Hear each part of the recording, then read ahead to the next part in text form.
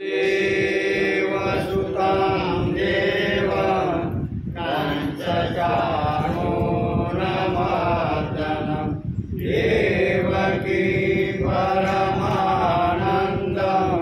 कृष्णं वन्दे जगद्गुरुं गुरुर्ब्रह्मा गुरुर्विष्णु गुरुर्देवो महेश्वरः गुरु साक्षात् परब्रह्म तस्मै श्री गुरुवे नमः। नारायणं नमस्कृत्यं नरं चैव नरोत्तमं देवी सरस्वती व्यासं ततो जयमुदीरये ततो जयमुदीरये।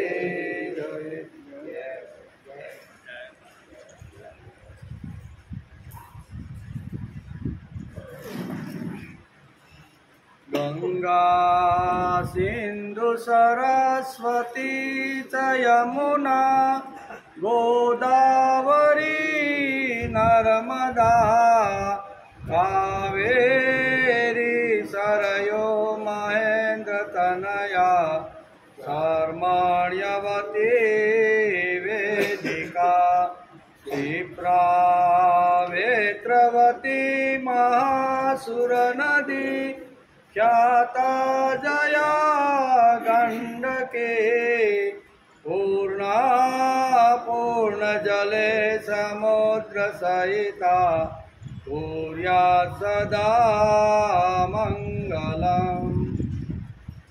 गंगा सिंधु सरस्वती यमुना गोदावरी नर्मदा कावेरी सरयू महेन्द्र तनया चर्मण्यवती वेदिका जया क्षिप्रा वेत्रवती महासुर नदी એટલે કે બ્રહ્મપુત્રા અને ગંડકી આ બધી સિદ્ધ નદીઓ જળ વડે પરિપૂર્ણ થઈ સમુદ્ર સાથે મળીને અમારું કલ્યાણ કરો। બરોબર છે? અહીંયા નદીઓને બધાને નમસ્કાર કર્યા છે। तुलसी श्री सखी शिवे पापहारिणी पुण्यदे नमस्ते नारदनुते नमो नारायण प्रिय। लक्ष्मीजीनी बेनपणी तथा कल्याण रूपी पापने हरनारी पुण्यने आपनारी अने नारद जेनी स्तुति करे छे एवी नारायणने वहाली तुलसी माता तने हूँ नमस्कार करूँ। तो नारद मुनि पण जेने नमस्कार करे छे एवा तुलसी माता ने हूँ नमस्कार करूँ। तो एम आ श्लोकनी अंदर आजे श्रीमद भागवतनी शरूआत थई 257मो दिवस। गई काले आपणे 11मा स्कंद बरोबर ने स्कंद 11मो अने त्रीजा अध्यायनो अभ्यास आपणे करता था। एमां कई कई बात आई थी तो भागवतना घरेणा वेद व्यासे आ त्रीजा अध्यायनी अंदर आखा घरेणानो अध्याय छे। केवो કેટલા ભાગવતના બધા ઘણા બધા ઘરેણાઓ છે એનો આપણે ગઈકાલે વિચાર કરતા હતા। ભગવત પ્રાપ્તિનો માર્ગ બતાવનાર શાસ્ત્રોમાં શ્રદ્ધા રાખવી આ પહેલું ઘરેણું। શાસ્ત્રો ઉપર શ્રદ્ધા રાખવી। બીજી વાત મન અને વાણીનો સંયમ રાખવો। આ બધા ભાગવતના ઘરેણા છે। ભાગવતનો પ્રશ્ન પૂછ્યો હતો ને કે તમે મને ભાગવત ધર્મ સમજાવો। આમ નારદજીને અહીંયા વસુદેવે પ્રશ્ન કરેલો તો એના બારામાં આપણે વિચાર કરીએ છીએ।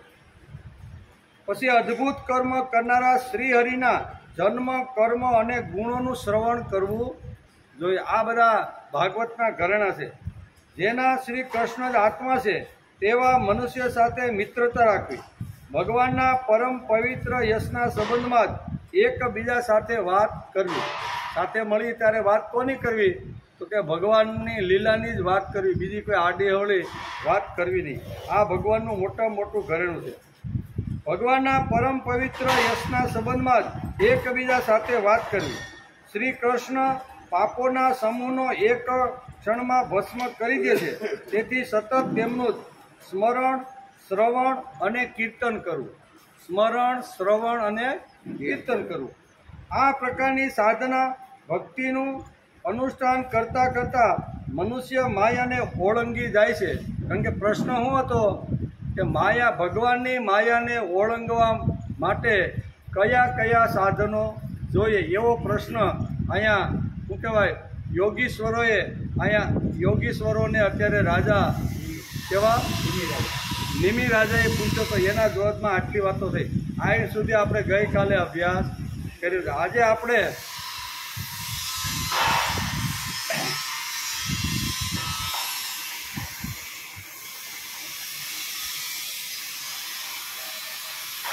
નિમિ રાજા એ ફરીથી પ્રશ્ન પૂછ્યો. આ ઘરેણાની ઘણી બધી વાતો ભાગવતકારે લખી છે.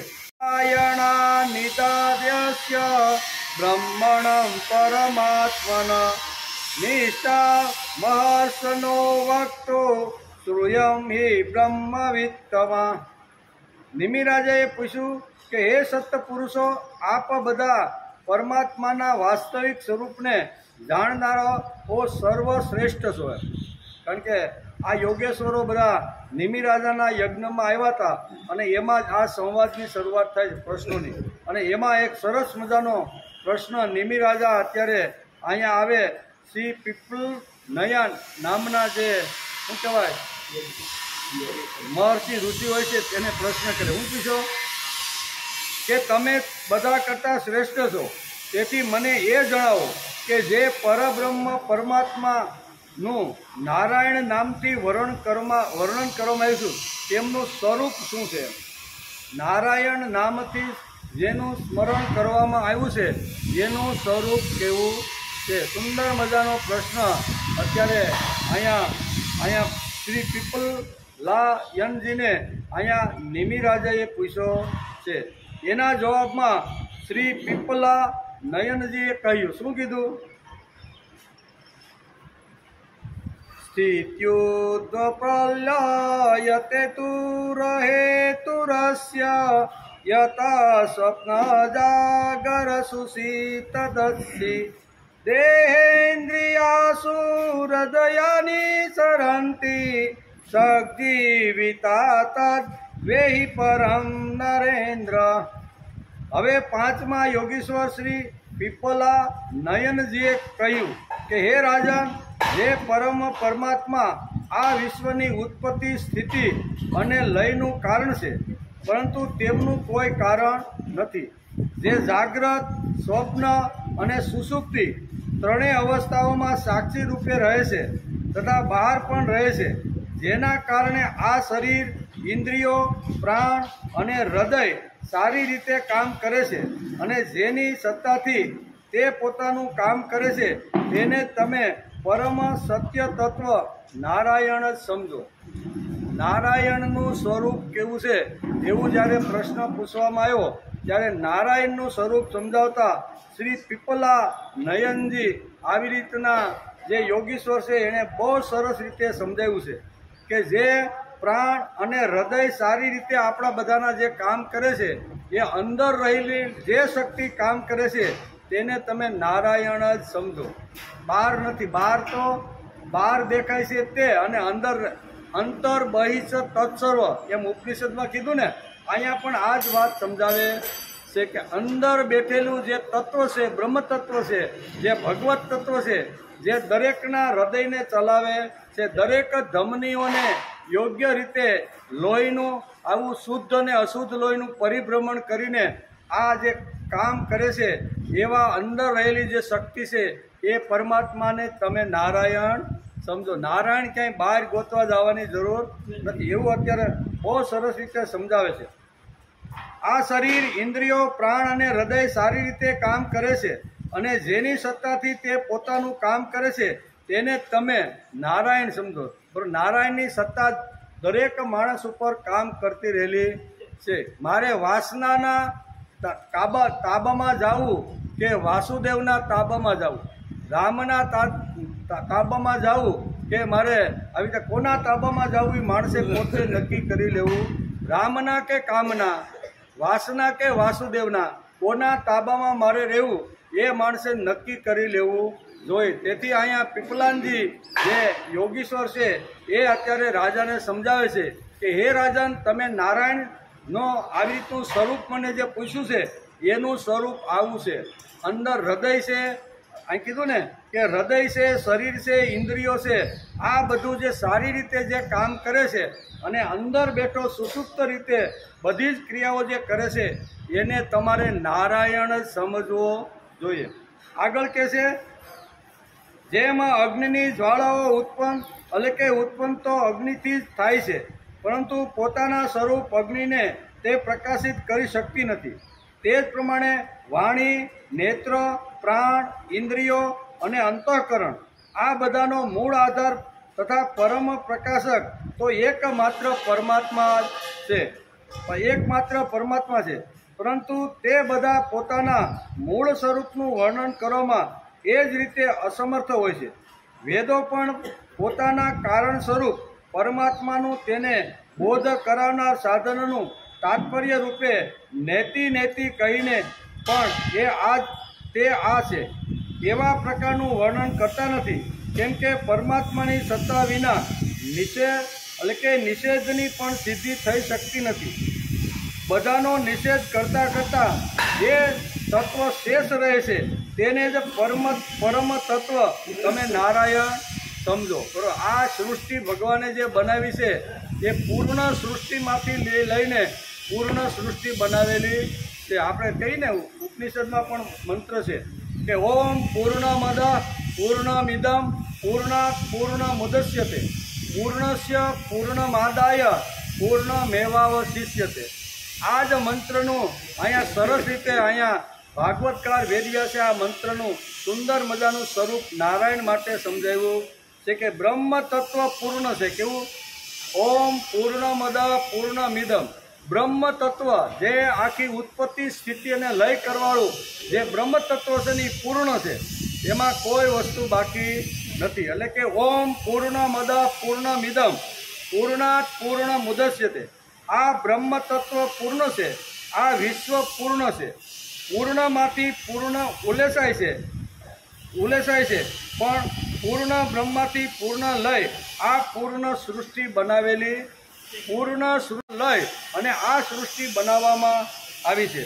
પૂર્ણ સૃષ્ટિ બનાવેલી છે, પૂર્ણમાંથી પૂર્ણ લીધા પછી પણ પૂર્ણ બાકી રહે, પૂર્ણ છે એમાંથી પૂર્ણ લઈ લઈએ તો પણ પૂર્ણ જ બાકી રહેશે। વહેતું રહેલું જે ઝરણું હોય, નદી હોય, એમાંથી આપણે ઘડો પાણીનો ભરી, બરોબર, તો નદી તો પૂર્ણ છે, એમાંથી પૂર્ણ થોડુંક ઉલેસી લઈએ તો પણ પૂર્ણ તો બાકી રહેવાનું છે। એમ પૂર્ણ બ્રહ્મ તત્વ પૂર્ણ છે, પૂર્ણ બ્રહ્મ તત્વમાંથી ઉલેસીને ભગવાને આ સૃષ્ટિ બનાવી તો ભગવાન તો પણ પૂર્ણ જ છે। ઓમ પૂર્ણમદ પૂર્ણમિદમ પૂર્ણાત પૂર્ણમુદચ્યતે, આવો શબ્દ અહીંયા ઉપનિષદની અંદર આ મંત્રમાં આપ્યો છે। તેથી કહે છે કે બ્રહ્મમાંથી પૂર્ણ લઈ આ સૃષ્ટિ બનાવેલી છે, પૂર્ણમાંથી પૂર્ણ લીધા પછી પણ પૂર્ણ જ બાકી રહે છે। તેથી આદ્ય શંકરાચાર્ય પણ આ જ વાત આપને સમજાવે છે। જેમ અહીંયા ઉપનિષદનો આ મંત્ર છે, શ્રીમદ ભાગવતના એકાદશા સ્કંદના 3જા અધ્યાયનો પણ આ જ પ્રશ્ન છે, બધાને એક જ વાત કહેવાની છે। શંકરાચાર્ય પણ આ જ વાત કહે છે, મનોબોધ્યહંકાર ચિત્તાનિનાહમ ન ચક્ષોત્ર જીવે ન ચ ઘ્રાણ નેત્રે ન ચ વ્યોમ ભૂમિ ન તેજો ન વાયુ ચિદાનંદ રૂપ શિવોહમ શિવોહમ। શંકરાચાર્ય પણ આ જ વાત સમજાવે છે, જે આચાર્ય છે તે પણ આ વાત સમજાવે છે। ભાગવતકાર વેદવ્યાસે ભાગવતના એકાદશા સ્કંદના 3જા અધ્યાયમાં પણ આ જ વાત સમજાવી છે, અને શ્રી પીપલન નૈયાજી અહીંયા રાજા નિમિને પણ આ જ વાત સમજાવી રહ્યા છે। બધાને એક જ વાત કહેવાની છે કે ચિદાનંદ રૂપ શિવોહમ શિવ। નારાયણ તત્વ સમજાવતા અત્યારે પીપલાનજી રાજા નિમિને આ પ્રમાણે સમજાવે છે। શંકરાચાર્ય પણ આ કહે છે, મનોબુદ્ધ્ય અહંકાર ચિત્તાનિનાહમ ન ચ ક્ષોત્ર જીવે ન ચ ઘ્રાણ નેત્રે ન ચ વ્યોમ ભૂમિ ન તેજો વાયુ ચિદાનંદ રૂપ શિવોહમ શિવો. હું આત્મા, મન, બુદ્ધિ, અહંકાર કે ચિદાનંદ સ્વરૂપ નથી. ભગવાન આમાંથી કોઈ નથી. શું કહે છે? હું આત્મા, મન, બુદ્ધિ, અહંકાર કે ચિદાનંદ સ્વરૂપ નથી. તેમજ હું કાન, જીભ, નાક કે આંખો નથી. વળી હું આકાશ, પૃથ્વી, તેજ કે વાયુ નથી. હું તો મંગલકારી, કલ્યાણકારી, ચિદાનંદ સ્વરૂપ છું. હું કાન નથી, હું આંખ નથી, એટલે કે હું જીભ નથી, હું નાક નથી, કંઈ પણ હું કોણ છું? ચિદાનંદ રૂપ શિવોહમ શિવોહમ. આ બધી વાતો ભાગવતકાર અહીંયા જેમ કહે છે એમ શંકરાચાર્ય પણ આ જ વાતો આપણે સમજાવી છે. પછી આગળ કહે છે,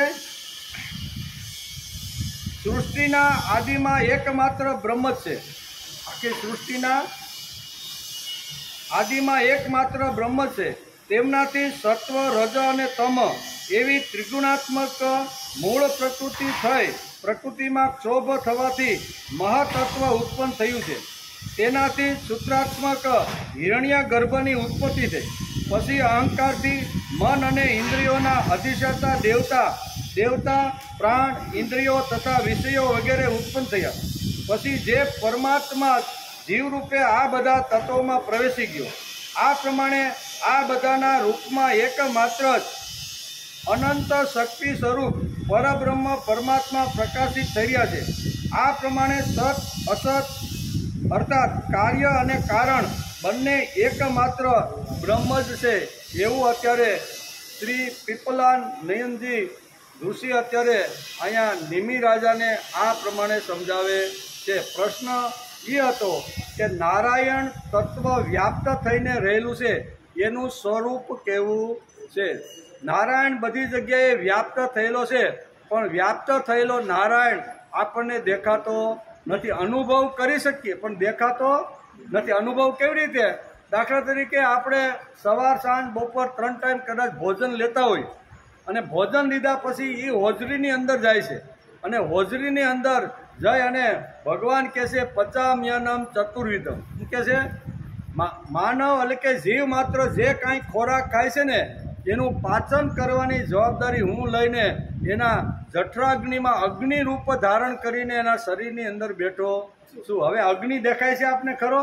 અગ્નિ દેખાતો નથી, સુષુપ્ત છે, પણ કામ બધું જે કરે છે અહીંયા શાસ્ત્રકારો આપને આ જ સમજાવે છે કે નારાયણ વ્યાપ્ત થઈને રહેલો છે, પણ નારાયણ આવી રીતનો કોઈને દ્રશ્યમાન થતો નથી. કામ બધા જ કરે, કામ બધું જ કરે, બધાનું કામ કરે, પણ એ દ્રશ્યમાન નથી એમ અત્યારે કહે છે.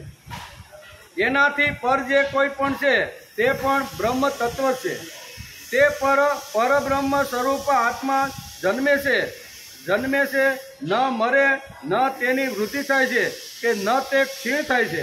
અર્થાત આત્મા 6 વિકારોથી રહિત છે. તેઓ આપણો અંદર રહેલો જે આત્મા છે એ 6 વિકારોથી રહિત છે. આમ પીપલાનજી રાજા નિમિને આ પ્રમાણે કહે છે. 6 પ્રકારોથી રહિત છે. પરિવર્તન થનારી તમારી તમામ વસ્તુ એટલે કે ભૂત, ભવિષ્ય અને વર્તમાન. 6 વાતો કઈ છે? તો કે ભૂતકાળ, ભવિષ્યકાળ અને વર્તમાન બધી અવસ્થાઓને તે જાળવવાળો છે. સર્વવ્યાપી છે, અવિનાશી છે અને જ્ઞાન સ્વરૂપ છે. 6 વિકારો રહિત આ જે તત્વ છે એ તત્વ ભૂત, ભવિષ્ય, વર્તમાન, સર્વવ્યાપી, અવિનાશી અને જ્ઞાનરૂપ છે. જેમ પ્રાણ તો એક જ છે, પરંતુ સ્થાન ભેદથી તેના અનેક નામ થઈ જાય છે. આપણે ઘણીવાર ઇલેક્ટ્રિસિટીનું ઉદાહરણ વારંવાર આપણે આપીએ છીએ. જે તારની અંદર આપણા ઘરના મીટર સુધી જે ઇલેક્ટ્રિસિટી આવે છે તાર દ્વારા, એ શક્તિ તો એક જ છે, પણ એ મીટરમાંથી જ્યારે છેડા લઈ અને આપણા અલગ અલગ રૂમની અંદર જ્યારે એને બધું લઈ જઈને જોઈન્ટ કરવામાં આવે છે, બદલી જાય છે. સાપ દબાવો એટલે પંખો ચાલુ થાય, બીજી સાપ દબાવો એટલે આપણે કહીએ નાના એસી ચાલુ થઈ ગયું, ત્રીજી સાપ દબાવી એટલે અગ્નિ એટલે કે સ્ટવ ચાલુ થઈ ગયો. આવા અનેક જુદા જુદા જેમ શક્તિ તો એક જ છે, પણ એ શક્તિનું સ્વરૂપ આખું બદલાય જાય છે. તેથી અલગ અલગ નામથી બ્રહ્મ તત્વ આ જગતની અંદર ઓળખાય છે. શક્તિ તો એક જ છે, તેથી બ્રહ્મા, વિષ્ણુ અને મહેશ, બરોબર, શક્તિ એક જ છે, પણ અલગ અલગ કામ બધા કરે છે, તેથી અલગ અલગ નામથી આપણે બધા એને જાણીએ છીએ. તેથી અહીંયા ભાગવતકાર વેદવ્યાસ લખે છે કે આત્મા 6 વિકારોથી રહિત છે. એને આ વિકારો લાગુ પડતા નથી. એને સત્વ પણ નહીં, રજ પણ નહીં, તમ પણ નહીં, ભૂત પણ નહીં, ભવિષ્ય પણ નહીં, વર્તમાન પણ નહીં. બરોબર ને? એ સર્વ વ્યાપ્ત થયેલું તત્વ છે. એને આ વિકારોથી રહિત છે. બીજી વાત, પ્રાણ એક જ છે, પરંતુ સ્થાન ભેદથી તેના અનેક નામ થઈ જાય છે. એ જ રીતે એક જ જ્ઞાન ઇન્દ્રિયોના ભેદને કારણે અલગ અલગ નામથી જાણવામાં આવે છે. અર્થાત ઇન્દ્રિયોના ભેદથી જોવા, સાંભળવા વગેરે ક્રિયાઓનું નામ અલગ અલગ થઈ જાય છે. તે જ પ્રમાણે એક જ આત્મ તત્વને વિવિધ પ્રકારે જાણવામાં આવે છે.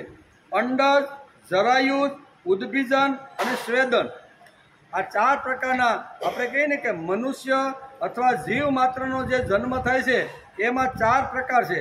એમાં પહેલા છે અંડજ, ઈંડામાંથી ઉત્પન્ન થતી સૃષ્ટિ. દાખલા તરીકે પક્ષીઓ બધા જે છે, કાગડો છે, કબૂતર છે, હોલો છે, એ પ્રથમ ઈંડું મૂકે અને ઈંડું થોડા દિવસ પછી સેવાય અને પછી એમાંથી બચ્ચું ઉત્પન્ન થાય છે. અંડજમાંથી ઉત્પન્ન થયેલી સૃષ્ટિ એક વસ્તુ. બીજું જરાયુજ એટલે સ્ત્રીના પેટમાં, ગાયના પેટમાં કે ભેંસના પેટમાંથી જે બાળક જન્મે છે એને જરાયુજ કહેવામાં આવે છે. ત્રીજું છે ઉદબીજન એટલે આપણે જમીનની અંદર જે કઠોળ કે જે કાંઈ બાજરો, મકાઈ જે નાખી છે અને એમાંથી જે અંકુર જે ફૂટે છે એને ઉદબીજન કહેવામાં આવે છે. એટલે એક પ્રકાર એનો એ છે. અને ચોથો પ્રકાર જીવ જે ઉત્પન્ન થાય છે એ સ્વેદન એટલે પરસેવામાંથી. ઘણીવાર આપણે કહીએ ને કે ફલાણા ભાઈના માથામાં ખોડો થઈ ગયો ને લીખું બહુ થઈ ગયું. હકીકતે એ જન્મ લેતી નથી, પણ એ આવી રીતનો પરસેવાથી આવી રીતે ઘણીવાર આવી જીવાત માણસના માથાની અંદર કે કોઈ અલગ જગ્યાએ પડતી, એને કહેવાય છે સ્વેદન. સ્વેદજ. આ 4 પ્રકારના જીવ છે. બધા જીવોમાં પ્રાણ તેમની સાથે જાય છે. આ બધા જગતમાં આવે છે. કોઈ ઉદ્ભીજ રીતે આવે છે, જરાયુજ રીતે આવે છે, કોઈ અંડજ અને કોઈ એટલે કે સ્વેદજ નામે જ્યારે આ જીવ જગતમાં આવે છે ત્યારે આ 4 પ્રકારના જે જીવ છે બધા જીવોમાં પ્રાણ તેમની સાથે જાય છે. જ્યારે જીવ ગાઢ નિંદ્રામાં સૂઈ જાય છે ત્યારે ઇન્દ્રિયો સહિત અહંકાર પણ નીચે થઈ જાય છે. પરંતુ સાક્ષી રૂપે આત્મા નિર્વિકાર રૂપમાં સ્થિત રહે છે. તે આત્માની સત્તાને કારણે નિંદ્રામાંથી ઉઠ્યા પછી એવી સ્મૃતિ થાય છે કે હું ગાઢ નિંદ્રમાં સૂતો હતો. આ સ્મૃતિ સુષુપ્તિ અવસ્થામાં આત્માની સત્તાને સિદ્ધ કરે. અંદર રહેલો જે આત્મ તત્વ છે એને સિદ્ધ કરવાનું કામ આપણે સૂતા હતા ત્યારે વિસ્મૃતિ થઈ ગઈ અને ઉઠ્યા ત્યારે ફરીથી આપણે સ્મૃતિ આવી કે આપણે સીધા જ બોલીએ છીએ આ તો 6 કલાક સુધી ગાઢ નિંદ્રા આવી. ગાઢ નિંદ્રા જ્યારે આવતી હતી ત્યારે આપણે બહારની બધી વિસ્મૃતિ થઈ ગયું. કંઈ યાદ હતું? ઘર, કુટુંબ, પરિવાર, ધંધો, નોકરી જે કાંઈ હતું બધું એ બધું વિસ્મૃત થઈ ગયું હતું. પણ જાગ્યા ત્યારે માણસે સીધી સ્મૃતિ આવે છે. તો આ સ્મૃતિ એ જ આત્મ તત્વ છે. આ બહુ સરસ રીતે સહેલી રીતે અહીં ભાગવતકાર વેદવ્યાસ આપણને જે નારાયણ તત્વ શું છે, એનું સ્વરૂપ શું છે, એવો નિમિ રાજાએ જ્યારે પ્રશ્ન પૂછ્યો તો એના સંબંધની અંદર આ બધી વાતો સમજાવે છે. તેથી રોજ ભગવાનને આપણે યાદ કરવા જોઈએ. જે ઉઠ્યા પછી આપણને સ્મૃતિ આપે છે, જમ્યા પછી આપને શક્તિ આપે છે અને રાત્રે સૂતા પછી શાંતિ આપે છે. એટલે સ્મૃતિ, શક્તિ અને શાંતિ આપનાર ભગવાન રોજ આપણને આજે આત્મતત્વ અંદર રહીને જે કામ કરે છે એ આત્મતત્વને રોજ માણસે સૂતા પહેલાં યાદ કરી લેવા જોઈએ, જમતા પહેલાં યાદ કરી લેવા જોઈએ. અને જમતા પહેલાં અને પછી સૂતા પહેલાં અને ખાતા પીતાને આ બધું 3 જે વાતો છે એ 3 વાતો જે વખતે આપણે કરી ત્યારે આત્મતત્વ અંદર આ કામ કરે છે એને યાદ કરી લેવા. આ જ આત્મતત્વ છે, આ જ નારાયણ છે. જે નારાયણ માણસનું હૃદય, માણસનું આવી રીતનું ફેફસા છે, કિડની છે, એ બધું જે ચલાવે છે એને જ નારાયણ તત્વ કહેવામાં આવે છે. રોજ નારાયણને યાદ કરીને પછી સવારમાં માણસે પથારીમાંથી બેઠું થવું જોઈએ. ભારતીય સંસ્કૃતિમાં જૂના કાળની અંદર જ્યારે માણસ પથારીમાંથી ઉઠતો ને ત્યારે એની સિંહ ગર્જના જુઓ જૂના કાળમાં. અત્યારે તો ઉઠ્યો નથી, સોળતો નથી, શું કહેવાય, ઓશિકા નીચેથી બીડી કાઢી નથી, મૂકે પછી એની આંખું ઉગડે છે. પણ જૂના કાળના આપણા પૂર્વજો હતા ને, એ પૂર્વજો જ્યારે પથારીમાંથી જ્યારે ઉઠતા ને ત્યારે સિંહ ગર્જના કરતા હતા. શું કરતા હતા? ઈશાવાસ્ય ઇદમ સર્વમ યત્કિંચિન જગત્યાન જગત તેન ત્યક્તેન ભુજિતા મા ગૃધ કસ્ય. આવી સિંહ ગર્જના સાથે જૂના કાળમાં આપણા પૂર્વજો આ પથારીમાંથી ઉઠીને ગર્જના કરતા હતા. એ જ ગર્જનાની એ જ નારાયણ મારી અંદર વ્યાપ્ત થઈને રહેલો છે. એ નારાયણને રોજ માણસે યાદ કરીને એને આવી રીતના સ્મરી લેવા જોઈએ. તેથી કહે છે, હું ગાઢ નિંદ્રમાં સૂતો તો આ સ્મૃતિ જ સુષુપ્તિ અવસ્થામાં આત્માની સત્તાને સિદ્ધ કરે છે. આત્માની સત્તા, આત્મા અંદર રહેલો છે અને એની સત્તા અંગૂઠાથી માથા સુધી જે ચાલે છે એ જ આત્મ તત્વ આ બધું કામ કરતું રહેલું છે. આપણી માસી, મામા, ફોઈ, કાકા કે આપણી પત્ની આ કામ કરતા નથી. ખાધા પછી જે પાચન થાય છે, કચરો અલગ થાય છે, એમાંથી લોહી બને છે. લોહી બન્યા પછી અંગૂઠાથી માથા સુધી જે ફેરવવાનું જે આત્મ તત્વ કામ કરે છે આ સિદ્ધ થાય છે એમ ભાગવતકાર વેદવ્યાસ લખે છે. આપણે ભલે ગાઢ નિંદ્રામાં હોઈએ પણ આપણું હાર્ટ, આપણું હૃદય સતત ચાલતું રહેલું છે. હૃદય જો બંધ થઈ જાય તો શું થાય? નિંદરની સાથે અથવા ઊંઘની સાથે માણસનું હૃદય, ભગવાન કે આ ઊંઘી ગયો છે ને, હવે થોડીક વાર એનું હૃદય હું લઈ લઉં તો શું થાય? તો અસ્યુતમ કેસ્યુતમ થઈ જાય. તેથી આપણે સૂતા પછી જે સુષુપ્ત અવસ્થામાં હતા અને જ્યારે આપણી સ્મૃતિ આવી ત્યારે માણસ ગાઢ નિંદ્રામાંથી ઊભો થાય છે ત્યારે કહે છે કે મને સુંદર મજાની 6 કલાકની ઊંઘ આવી ગઈ. ભાઈ, તું જ્યારે બધી જ વિસ્મૃતિ થઈ ગઈ હતી ત્યારે તારી સાથે કોણ હતું? ત્યારે વિશ્વંભર મારી અંદર આવીને આ બધું કામ કરતો હતો. તેથી અહીં કહે છે કે આ સ્મૃતિ જ સુષુપ્તિ અવસ્થામાં આત્માની સત્તાને સિદ્ધ કરે છે. જ્યારે ભગવાન કમલનાભના ચરણોમાં તીવ્ર ભક્તિ થઈ જાય છે ત્યારે તે ભક્તિ ગુણ કર્મોથી ઉત્પન્ન થયેલા ચિત્તના તમામ મલ વિક્ષેપ અને હલકે આવરણ દોષને ધોઈ નાખે છે. આ રીતે ચિત્ત શુદ્ધ થઈ જતા આત્મ તત્વનો સાક્ષાત્કાર આપમેળે થઈ જાય છે. આત્મ તત્વનો સાક્ષાત્કાર કરવો હોય તો આ 40મા શ્લોકમાં ભાગવતકારે બહુ સરસ રીતે સમજાવવાનો પ્રયત્ન કર્યો છે.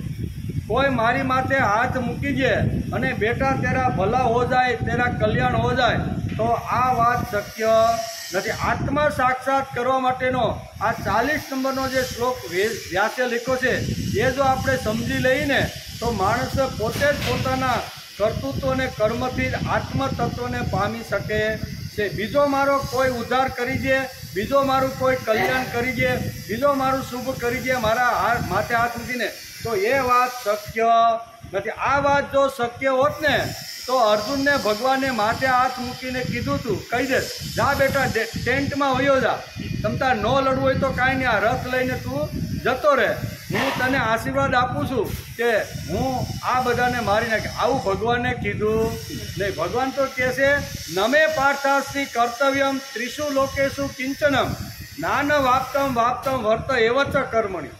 તારે જો સિદ્ધિ પ્રાપ્ત કરવાની હશે, યુદ્ધની અંદર વિજય પ્રાપ્ત કરી અને હસ્તિનાપુરના ભોગ જો તારે ભોગવાના હશે ને તો ભાઈ લડવું તો તારે પોતે જ પડશે. જ્યાં જ્યાં તું અટકીશ, જ્યાં જ્યાં તને સમજણ નહીં આવે, જ્યાં તું પૂછીશ તો હું તને માર્ગદર્શન કરીશ, પણ લડવું તો તારે જ પડશે. વિશ્વની ઉત્પત્તિ, સ્થિતિ અને લય કરવાળો પણ કહેતો નથી કે અર્જુન બેટા તેરા ભલ્લા હો જાય, આવું એણે આશીર્વાદ આપ્યા. 700 શ્લોકમાંથી એક શ્લોકમાં પણ આવી રીતની વાત કરી નથી. તેથી વેદવ્યાસ ભાગવતના 11 સ્કંદના 3જા અધ્યાયમાં પણ આ જ વાત સમજાવે. આમ હળવે હળવે માણસ ભગવાન જે આપણી અંદર કરતા રહેલા જે ક્રિયાઓ છે એ ક્રિયાઓને આપણે યાદ કરતા જઈને તો ભગવાન ઉપરનો પ્રેમ ધીમે ધીમે વધતો જાય છે.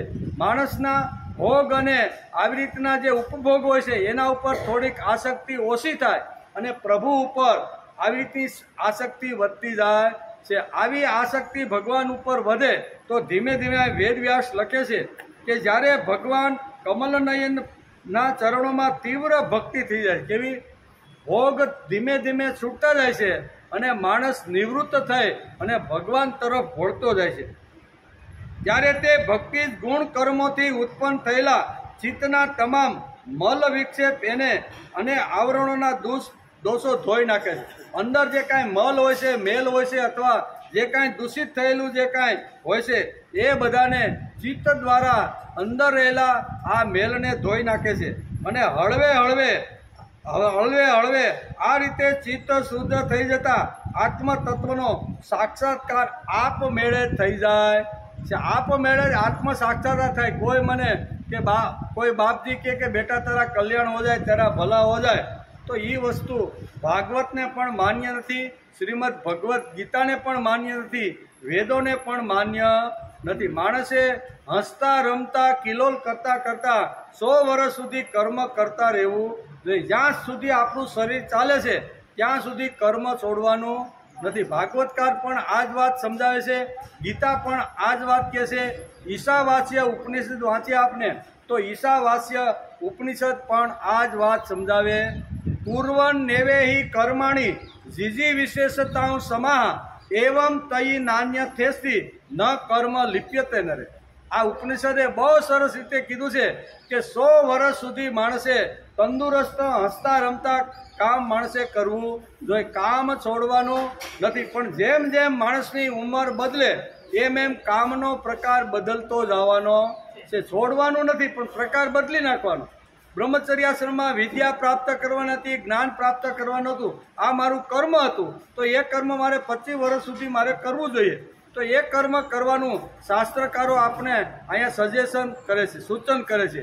બીજું, ગૃહસ્થાશ્રમ સ્વીકાર્યો તો ગૃહસ્થાશ્રમમાં જે કાંઈ નીતિ નિયમો અથવા શાસ્ત્રકારોએ એના જે કાંઈ ધર્મો કીધા છે ગૃહસ્થાશ્રમમાં એને પાળતા કામ કરવાનું, એને પાળવાનું સંભાળવાનું જે કાંઈ હોય એ બધું કરતાં કરતાં માણસે આગળ વધવાનું છે। એમ કરતાં કરતાં વાનપ્રસ્થાશ્રમ શરૂ થાય તો એમાં કેમ બાપા કેમ બાકડે બેઠા છો, બસ છોકરા સારી રીતે ધંધે સડી ગયા છે, સારી ફેક્ટરી હાલે છે, હવે કાંઈ કરવાની જરૂર નથી, લા એક બીડી કે એમ કરીને આ સમય પસાર કરે છે। એટલે કહેવાનો અર્થ નિવૃત્ત થયેલા માણસો આવી રીતનું કરે, એણે પણ કંઈક ભગવાનનું, સમાજનું, કંઈક નાના મોટી સોસાયટીના કામ એકાદ લઈને કામ હાથમાં લઈને ફરવું, નિવૃત્ત થવાની વાત જ નથી।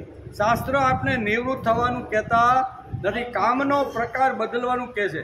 તેથી અહીંયા પણ ભાગવતકાર અહીંયા વેદવ્યાસ નિમિ રાજાને નારાયણ તત્વ જે એ છે એનું સત્ય સ્વરૂપ કેવું છે અને કેવી પરિસ્થિતિમાં કઈ રીતે માણસના જીવનમાં અને બહારની પ્રકૃતિનું જે આવી રીતનું સંચાલન કરે છે એનું સ્વરૂપ કેવું હોય છે, આવું નિમિ રાજાએ જ્યારે પ્રશ્ન પૂછ્યો ત્યારે એના જવાબમાં આ બધી વાતો મહદ બ્રહ્મની વાતો અહીંયા પીપલાનજી નામના જોઈએ। આપમેળે ચિત્ત શુદ્ધ થઈ ગયું, ચિત્ત પવિત્ર થઈ ગયું અને ચિત્ત પવિત્ર થાય એટલે સાક્ષાત્કાર આપમેળે થઈ જાય છે। તેથી મન ઉપર ભાર મૂકવાનું શાસ્ત્રકારો આપી કહે છે।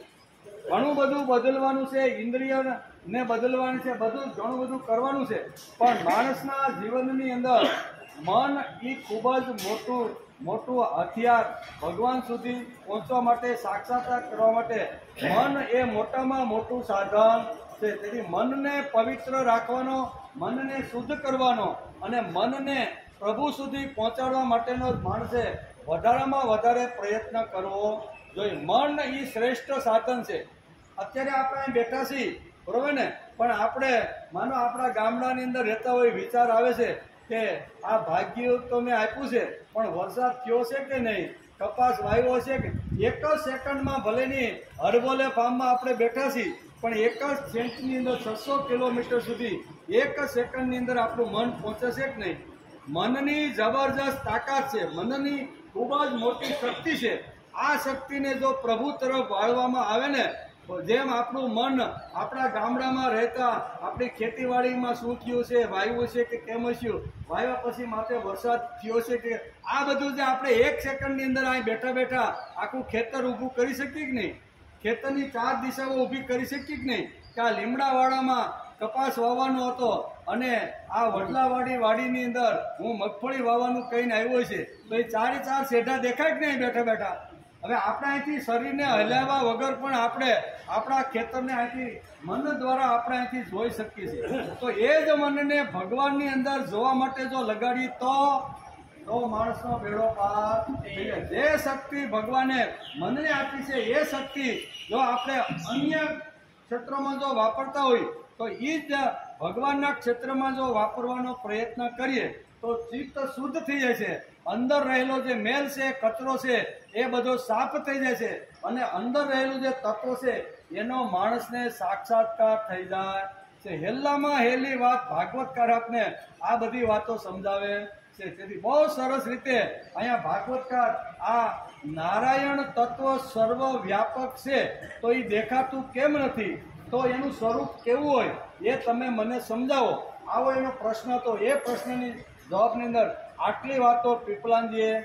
બીજો પ્રશ્ન અત્યારે નિમિ રાજા, જ્યાં ઘણા બધા 9 કેવા આવ્યા છે યોગેશ્વરો, યજ્ઞ ચાલતો હતો, ઋષિઓ સ્વાહ કરતા હતા, એવા નિમિ રાજાના યજ્ઞની અંદર આ 9 મંડલેશ્વર પધાર્યા છે અને એ સાક્ષાત ભગવાન બ્રહ્માજીની જે શક્તિ અને તેજ હોય એટલા તેજથી આ યજ્ઞ મંડપની અંદર આવેલા છે. નિમિ રાજા હાથ જોડીને ઊભા થઈ કે અમારું સદભાગ્ય છે, આવો પવિત્ર યજ્ઞની અમે શરૂઆત કરી છે અને તમારા જેવા મહામંડલેશ્વર, બરોબર, જે ભગવાનના સાક્ષાત આવી રીતના પાર્ષદો છે, એવા પાર્ષદ રૂપી તમે અમારા આંગણે પધારીને અમારા યજ્ઞને સફળ બનાવ્યો છે. પણ અમારા મનમાં ઘણા બધા પ્રશ્નો છે, આવ્યા છે તો બહુ સારું છે.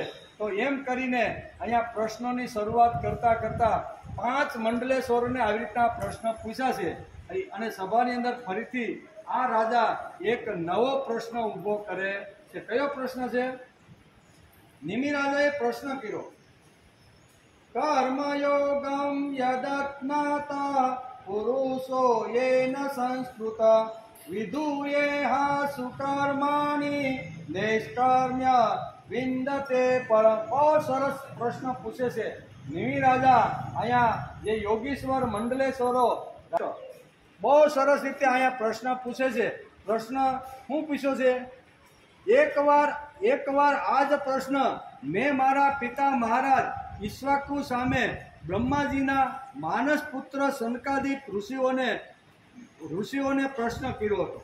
તમને જે અત્યારે મેં પ્રશ્ન કર્યો એ જ મારા પિતા જે ઈક્ષ્વાકુ વંશની અંદર જે થઈ ગયા એને પણ આવી રીતનો એકવાર મેં પ્રશ્ન કર્યો હતો. એને પ્રશ્ન કર્યો હતો.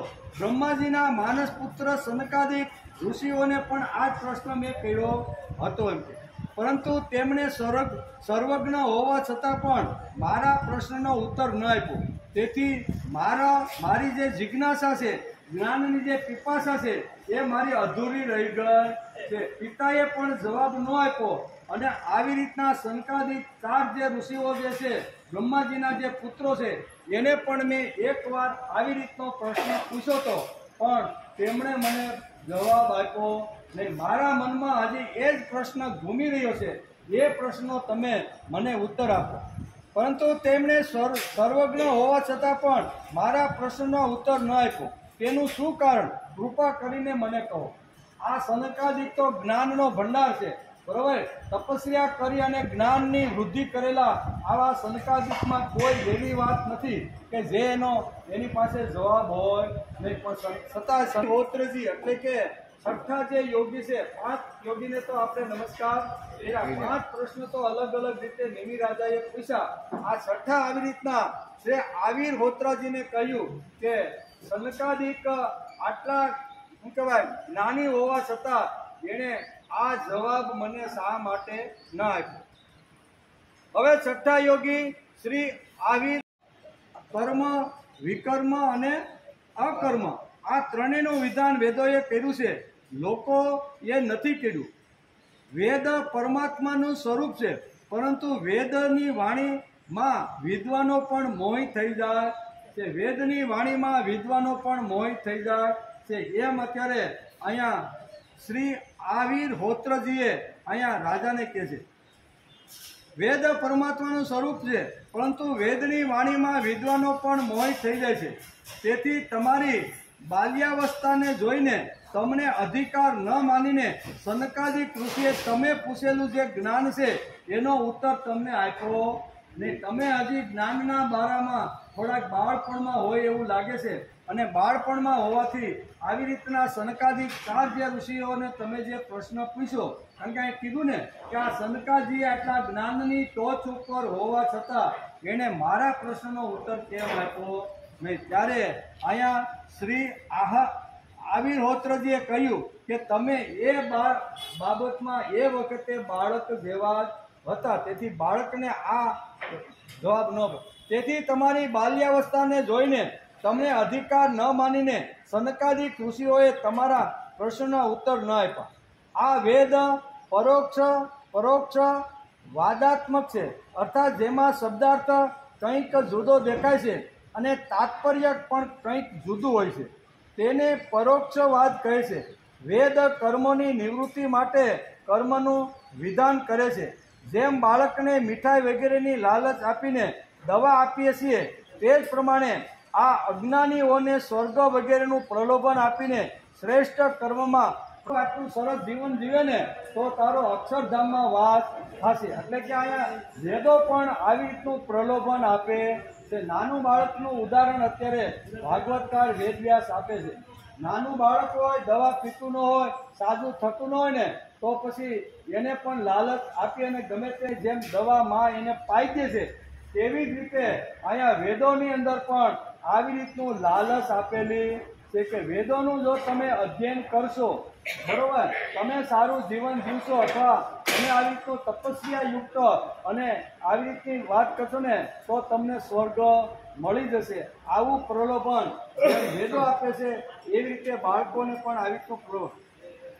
તેથી સ્વર્ગનું પ્રલોભન આપીને શ્રેષ્ઠ કર્મમાં માણસને પ્રવૃત્ત કરે છે. આના લીધે માણસ શ્રેષ્ઠ કર્મ તરફ વળે છે. બરાબર ને? એને કાંઈક પ્રલોભન તો આપવું પડે ને. આપણે એવા નથી કે પ્રલોભન વગર કામ કરીએ.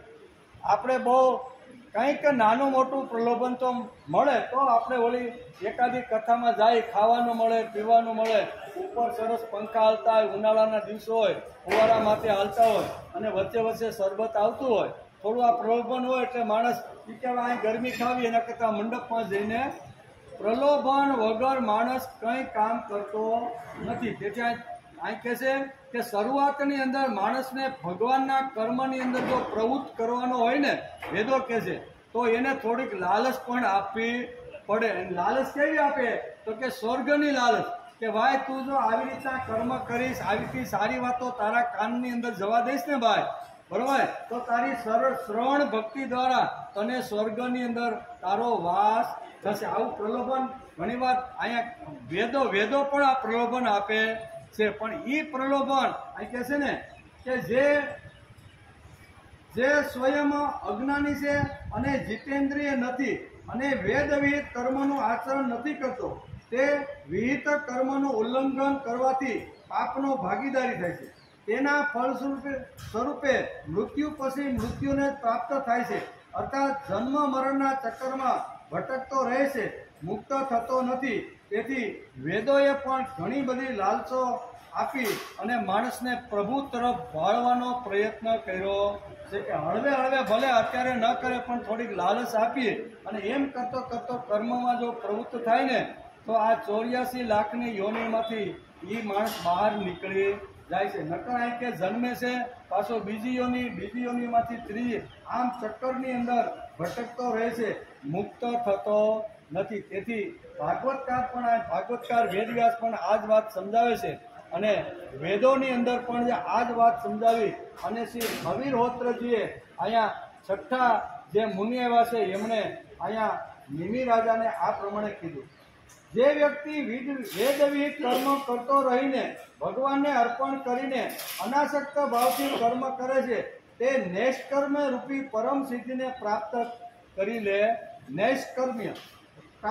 લે છે. વેદોમાં સ્વર્ગથી જેવા ફળોનું પણ વર્ણન છે. તેનું તાત્પર્ય ફળની સત્યતામાં નહીં, પરંતુ સામાન્ય અધિકારીને કર્મમાં રુચિ ઉત્પન્ન કરવાનું છે. હે રાજન, જે પુરુષ પરબ્રહ્મ સ્વરૂપ આત્માના વિષયમાં અજ્ઞાનની ગ્રંથિને શાસ્ત્રમાં લખ્યું છે તે અને વેદોમાં ભગવાને જે વાત પોતાના મુખારવિંદમાંથી કીધી છે તે આ બંને પ્રકારના આરાધના માણસે કરવી જોઈએ. સર્વપ્રથમ સેવા વગેરે દ્વારા ગુરુ દીક્ષા પ્રાપ્ત કરવી, પછી તેમના દ્વારા અનુષ્ઠાનની વિધિ શીખી પોતાને ભગવાનનો જ વિગ્રહ પ્રિય લાગે, અભિષ્ટ લાગે તેના માધ્યમથી ભગવાન પુરુષોત્તમની પૂજા કરવી. ભગવાનની પૂજા કરવાનું કર્મકાંડ પણ ભાગવતકાર વેદવ્યાસે સારી રીતે સમજાવવાનો પ્રયત્ન કર્યો છે કે માણસે આવી રીતે ભગવાનની પૂજા કરવી જોઈએ. એવું થોડુંક કર્મકાંડ પણ અહીંયા સમજાવવાનો પ્રયત્ન કર્યો છે. પાણીનો ટાઈમ થઈ ગયો. કર્મ અને વિકર્મ, બરોબર ને, આ ત્રણેયનું વિધાન વેદોએ કર્યું છે. જ્ઞાનથી ભરપૂર ભરેલો આ એકાદશા સ્કંદનો 3જો અધ્યાય ભરેલો છે. એના વિશે આપણે ગમે તેટલી વાતો કરીએ, ગમે તેટલું બોલીએ તો એનું કાંઈ તળિયું આવે એમ નથી. આટલો સુંદર અને આટલો સરસ મજાનો આ અધ્યાય છે. ગઈકાલે પણ આપણે વિષય વૈરાગ્ય, અનાથો ઉપર દયા, સજ્જનોની સાથે મૈત્રી અને શ્રેષ્ઠનો આદર થવો જોઈએ, આ 4 વાતોનો આપણે ગઈકાલે વિચાર કર્યો. આખો જે 3જો સ્કંદ જે છે ને એ આ 4 થાંભલા ઉપર ઊભેલો છે અને એના જે બધા ઘરેણા છે એ ઘરેણાની અલગ અલગ વાતો આપણે 3 દિવસથી કરતા રહેલા છીએ. પણ આ 4 મુખ્ય થાંભલાઓ છે કે આના ઉપર આખું જે ભાગવત છે ને, શ્રીમદ ભાગવતના 12 જે સ્કંદ છે તે અને 18,000 જે શ્લોક છે ને એ આ 4 થાંભલા ઉપર ઊભા છે. કયા 4 થાંભલા? તો કે પહેલો થાંભલો છે વિષય વૈરાગ્ય, બીજો થાંભલો છે અનાથો ઉપર દયા, ત્રીજી વાત છે સજ્જનો સાથે મૈત્રી. મૈત્રી કોની સાથે? સજ્જનો સાથે. અને શ્રેષ્ઠ જે વયોવૃદ્ધ જે વડીલ છે એના માટેનો આદર.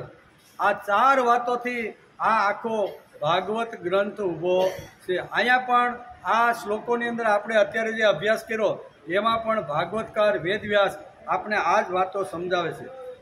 સજ્જન કોણ? સજ્જનને ઓળખો કઠણ છે. જ્યાં સુધી જેલમાં ગયા નથી ત્યાં સુધી બધા સજ્જન છે. આ કીધું સજ્જનોની સાથે દોસ્તી કરવી જોઈએ. પણ સજ્જન કોને ગણવો એમ? આપણે ઘણી વાત સજ્જન સાથે દોસ્તી તો મારે કરવી છે, પણ સજ્જન કોણ? પ્રભુનો કોણ? રામનો કોણ? કૃષ્ણ કોણ? એ તો માણસે ઓળખવું જોઈએ કે નહીં? એટલે આ પ્રશ્ન આખો ઉઠાવ્યો. સજ્જન કોણ? સજ્જનને ઓળખવો કઠણ છે. જ્યાં સુધી માણસ જેલમાં નથી ગયો ત્યાં સુધી બધાય સજ્જન. જ્યાં સુધી જેલમાં ન જાય ત્યાં સુધી સજ્જન. લૌકિક વ્યવહારમાં તેને સજ્જન માનવામાં આવે છે. માણસને ઓળખવો કઠણ છે. પશુ પક્ષી ઓળખાઈ જાય પણ માણસને ઓળખવો ખૂબ જ કઠણ છે. બોલે કાંઈ અને કરે કાંઈ. આપણે ઘણીવાર એક દ્રષ્ટાંત આપીએ છીએ. ઉનાળાના દિવસો હોય છે, ગામડાની અંદર ખેડૂત પોતે વિચાર કરે છે કે બપોરનું ભોજન સારી રીતે જમ્યા છીએ અને હવે 2-2.5 કલાક સુધી વડલો સુંદર મજાનો ઘરના આંગણામાં એક મોટો ઘેઘૂર વડલો હતો અને વડલાની નીચે ખાટલો ઢાળે અને આ માણસે કીધું 2-2.5 કલાક શાંતિથી આપણે સૂઈ જઈએ. એટલે શાંતિથી સૂવા માટે ઓશીકું ને ગોદરું જે કાંઈ તું લઈ અને ખાટલા ઉપર ઢાળીને સૂવા ગયો ત્યાં ઉપર 5-7 કાગડા કાવ કાવ કાવ કરતા હતા. આ ભાઈ વિચાર કરે છે કે આ હાળા મને હુવા તો દે નહીં, એટલે કાગડાને 2 હાથ જોડીને પ્રણામ કરે છે. એ ભાઈઓ, તમે 2-2.5 કલાક માટે તો તમે નિવૃત્ત થઈને બીજા ઝાડ ઉપર વયા જાઓ, મને શાંતિથી તમે સોઈ. છતાંય કાગડા કાં કાં કાં કરતા બોલો ભાઈ થોડોક ખીજાણો, થોડુંક એને એમ થયું કે આ કાંઈ મારા સલાહથી અથવા હું જેને કાંઈ આપું છું એનાથી કાંઈ જવાના લાગતા નથી. એટલે કાગડાને આંગળી સીંધીને આ માણસ કહે છે કે તમે ડાળ ઉપર જ બેહો, હમણાં હું મારા ઘરમાં જ આવું છું અને હમણાં તલવાર લાવું છું. હું કહે છે તલવાર લાવું છું. તલવાર મ્યાનમાંથી કાઢી અને આ થળીએ ચડતો ડાળી ઉપર આવી અને તમારા બધાના ડોકા હમણાં જ ઉડાવી નાખવાનો. શું આમ વિચાર કરી અને આ ભાઈ તો અંદર રૂમની અંદર ગયા. એટલે આ કાગડામાં એક બુદ્ધિમાન કાગડો હતો ને એ વિચાર કરવા લાગ્યો અને ઓલા બધા બાકીના કાગડાને કહેશે કે ભાઈ ઊભા થઈને ભાગવા અહીંથી, ઉડો હવે પાંખું હલાવો. તો કે કેમ? તો કે આ હમણાં આવી રીતનો ઘરમાં ગયો છે અને જો આવી રીતની તલવાર લાવશે, મ્યાનમાંથી કાઢશે અને ઝાડ ઉપર ચડીને ડાળી સુધી આવશે ને તો કદાચ આપણે એકાદો ઝપટમાં પણ આવી જાય.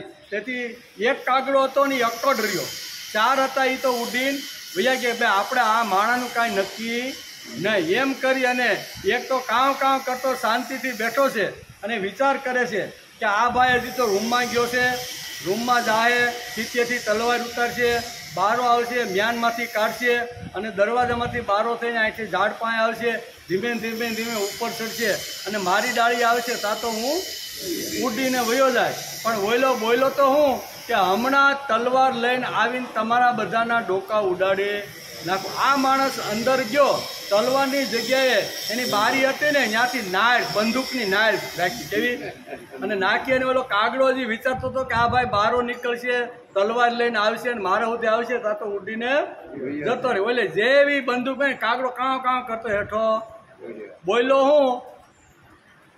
હું બોલ્યો તો એ કે તલવાર લઈને હમણાં કાગડાના બધાના ડોકા ઉડાડી નાખું. લઈને હું આવ્યો બંદૂક, સીધી ગોળી મારીને. એટલે માણસનું કાંઈ નક્કી નહીં, બોલે કાંઈ અને કરે કાંઈ. ભાગવતકાર બહુ સરસ આ સમજાવે છે કે લૌકિક વ્યવહારમાં તેને સજ્જન માનવામાં આવે છે.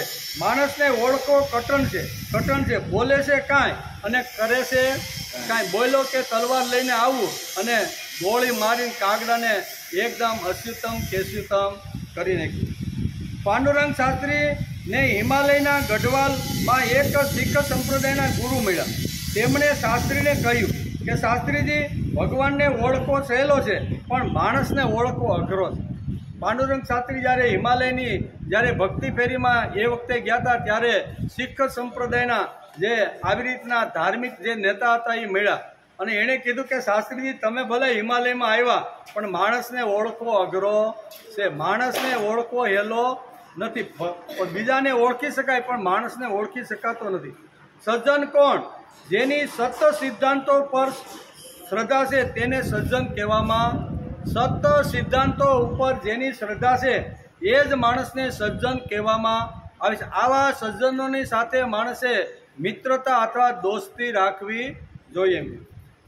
એટલે કે સત્ય એટલે ભગવાનના એટલે કે સત્ય સિદ્ધાંતો ઉપર જેને વિશ્વાસ છે તેવા લોકોની સાથે દોસ્તી કરવી જોઈએ. સત્યમેવ જયતે નાનૃતમ, આવું શાસ્ત્રમાં લખ્યું છે કે સત્ય સિદ્ધાંતોનો હંમેશા વિજય થવો જોઈએ.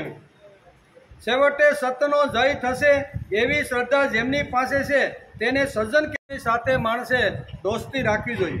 સજ્જનને માનવાવાળાને સજ્જન સમજવામાં આવે છે. જે ભગવાનને માનતો નથી તે ગમે તેટલો સારો હોય તો પણ તે સજ્જન નથી. તેનાથી ડરવું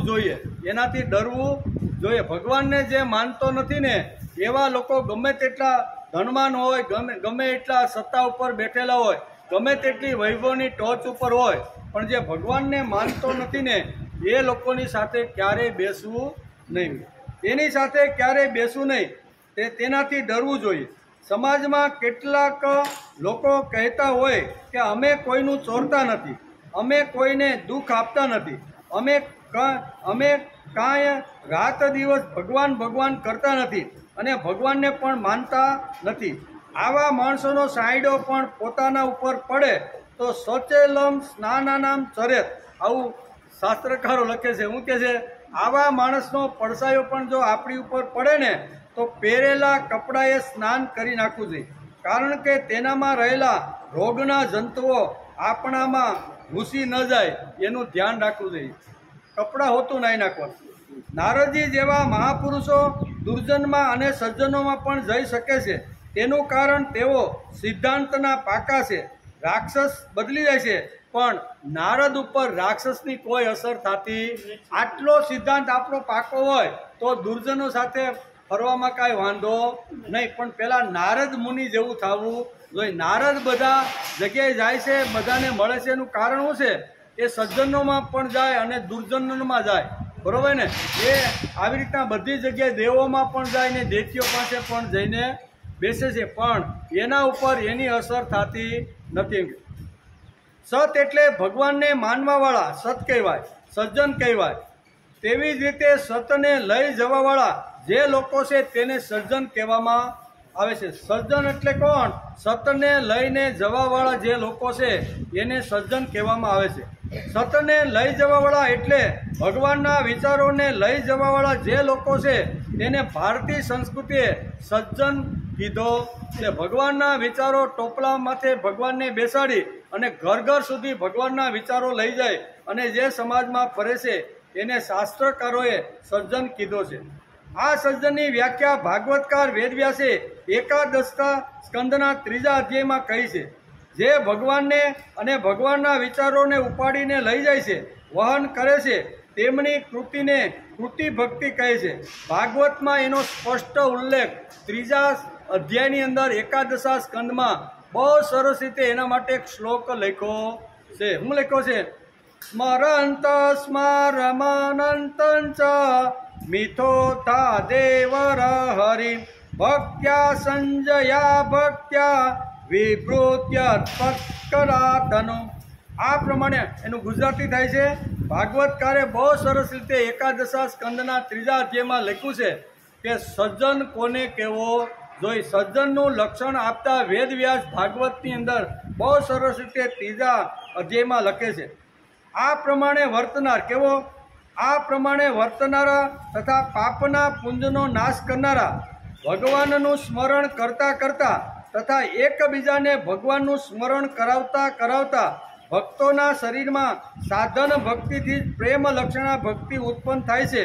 તે ભક્તિથી ભક્તોના શરીરમાં રોમાંચ થઈ જાય છે. અહીંયા કૃતિ ભક્તિ ભાગવતકાર આપને સમજાવે છે કે આપણે જે કાંઈ સારી વાતોનું જે શ્રવણ કર્યું છે એ શ્રવણ કરેલી સારી વાતો છે એ બીજાને કહેતા કહેતા સમાજમાં ફરવું જોઈએ. એનું નામ આવ્યું કૃતિ ભક્તિ.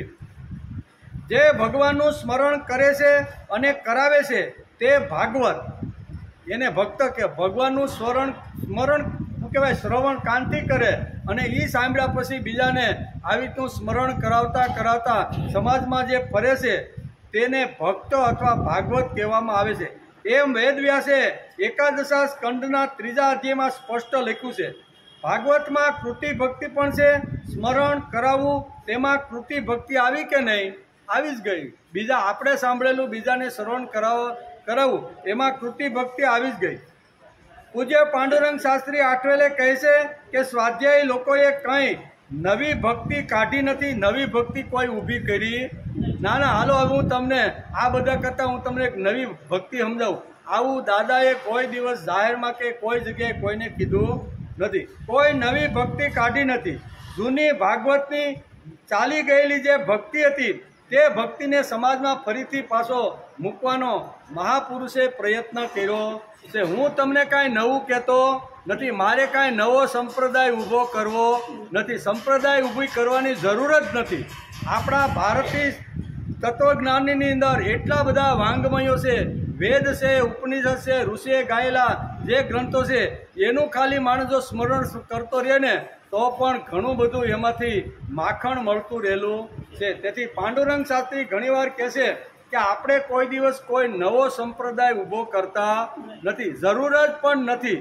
ભગવાનના મુખારવિંદમાંથી જે વેદોની જે રૂચા નીકળી છે એ જ વિચારો આપણે સમાજમાં લઈ જવાના છે. મારું કાંઈ પોતાનું વ્યક્તિગત કોઈ વસ્તુ સમાજમાં મારે ઊભી કરવાની નથી. એમ કે શાસ્ત્રીજી કહે છે કે અમો જીર્ણોદ્ધાર કરવાવાળા છીએ, નવું બાંધકામ કરવાવાળા અમે નથી ભાઈ. લોકો ભલે નવા બાંધકામ કરીને મોટા મોટા મંદિરો બનાવે, અમે નવું બાંધકામ કરવાવાળા નથી.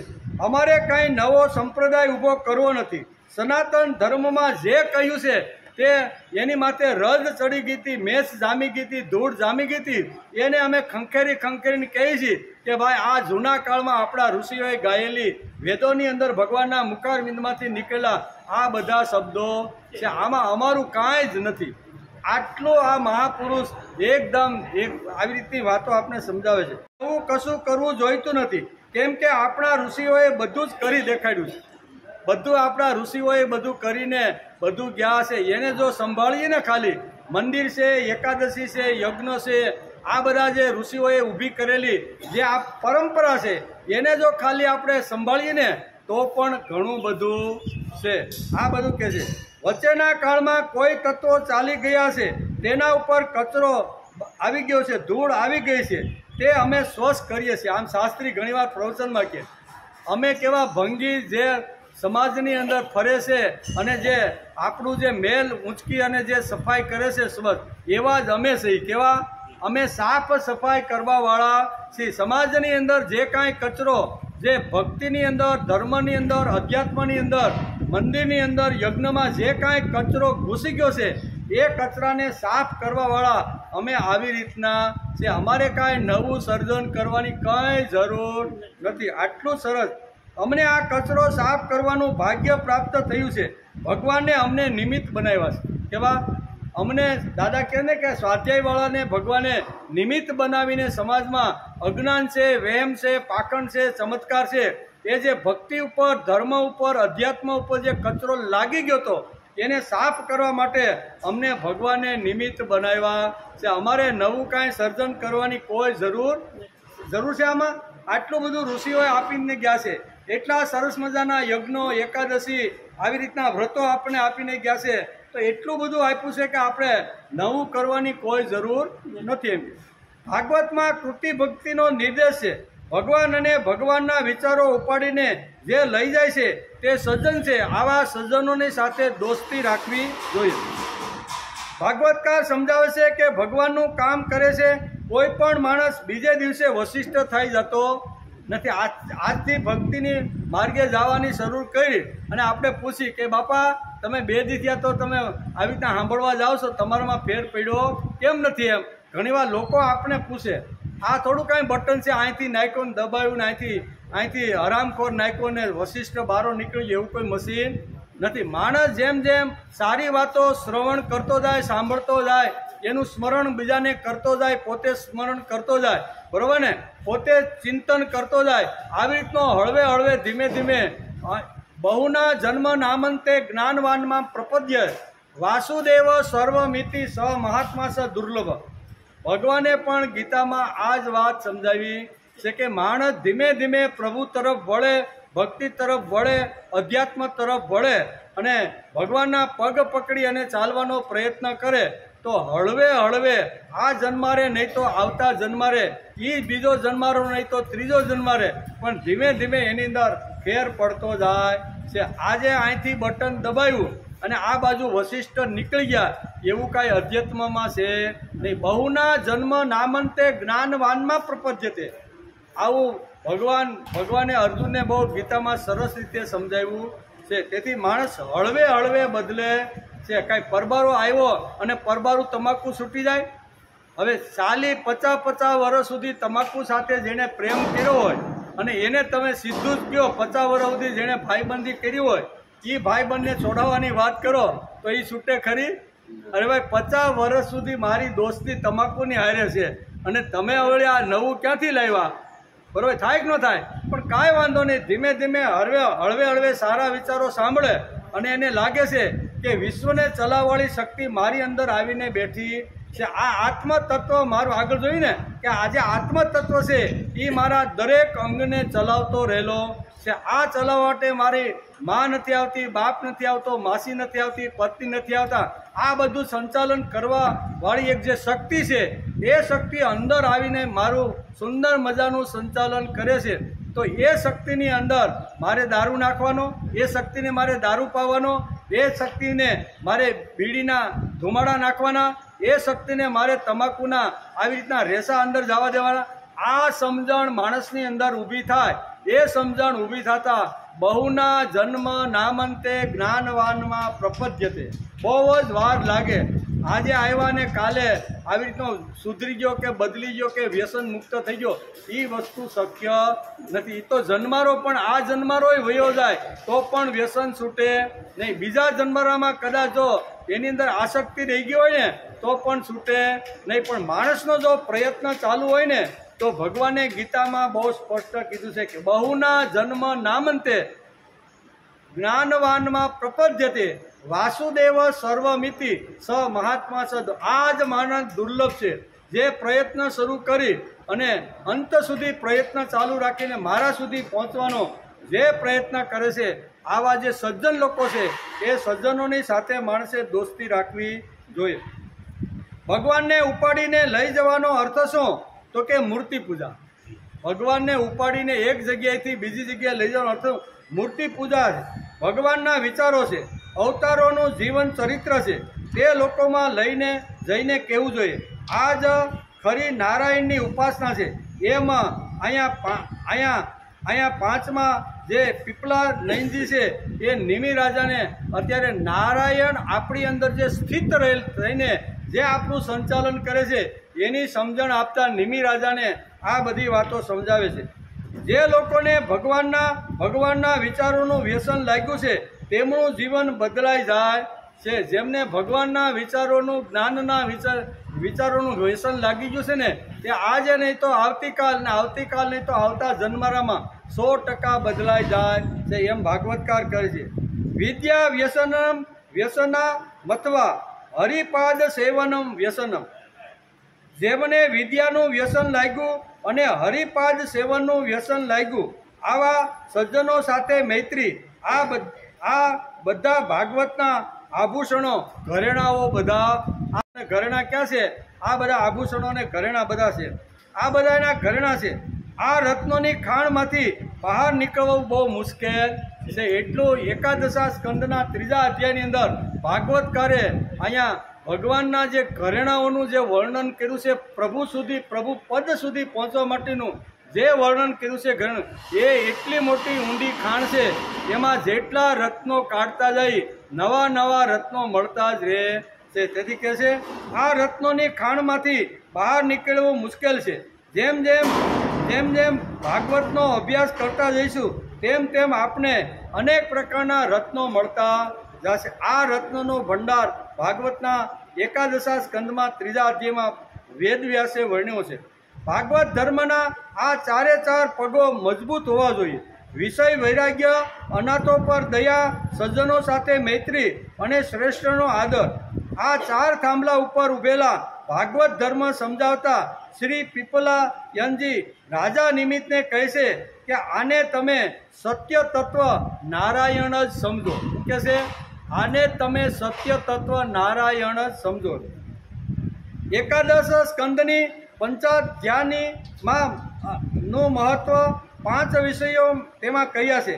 તેમાં પ્રથમ વિષય છે ભાગવત ધર્મ કયો. પહેલો પ્રશ્ન કે ભાગવત ધર્મ તમે મને સમજાવો. તો કે ભાગવત ધર્મ કયો તેનું વિસ્તારથી ભાગવતકારે લખાણ લખ્યું છે.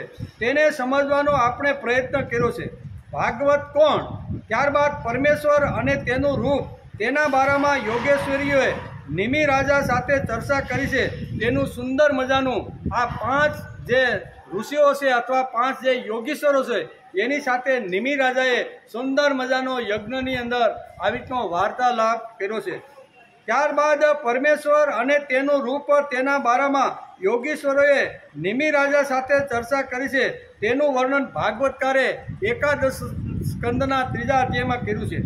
આજે આપણે પરમેશ્વરનું સ્વરૂપ અને પરમેશ્વર નારાયણના બારામાં શ્રી પીપલાનંદજીએ કહેલા નિમિ રાજાને નારાયણના બારામાં પૂછેલા પ્રશ્નોનો વિચાર કરવાનો આપણે પ્રયત્ન કર્યો છે. એ પ્રયત્નની અંદર અત્યારે પીપલાનજી અહીંયા 49 થી 55 શ્લોકની અંદર ભગવાનની પૂજા કેવી રીતની કરવી એનો કર્મકાંડ પણ જતા નિમિ રાજાને સમજાવે છે કે આ જો ઘરેણા જો તમારે પહેરવાના હોય, આ રત્નો જો તમારે ગળામાં નાખી અને જો તમારે ફરવાનું હોય ને તો તમારે કર્મકાંડ કેવી રીતનો કરવો એનું પણ અહીંયા 49 થી 55 શ્લોક સુધી અહીંયા પીપલાનજીએ બહુ સરસ રીતે સમજાવવાનો પ્રયત્ન કર્યો છે. સનકાદિકથી શરીરને અને સંતોષ વગેરેથી અંતઃકરણને શુદ્ધ કરવું.